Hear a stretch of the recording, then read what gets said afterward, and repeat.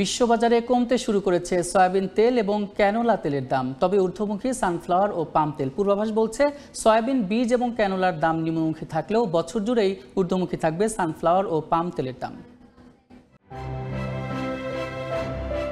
বিশ্ববাজারে কমতির দিকে সয়াবিন বীজের দাম।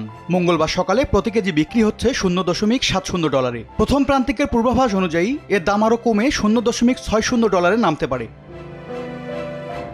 এদিকে ঊর্ধ্বমুখী পাম অয়েলের দাম প্রতি টন বিক্রি হয়েছে $1011। সপ্তাহ ব্যবধানে দাম বেড়েছে 0.22%। চলতি প্রান্তিকে বেড়ে $1030 পূর্বাভাস দিচ্ছে মার্কিন গবেষণা সংস্থা ট্রেডিং ইকোনমিক্স। সপ্তাহ ব্যবধানে 0.63% দাম কমলেও একদিনের ব্যবধানে $1.30 বেড়ে প্রতি টন সানফ্লাওয়ার তেল বিক্রি হচ্ছে $1347। আরেক ভোজ্য তেল ক্যানোলা অয়েলের দামও নিম্নমুখী, প্রতি মেট্রিক টন বিক্রি হচ্ছে $397। MS আরিফিন, সময় সংবাদ।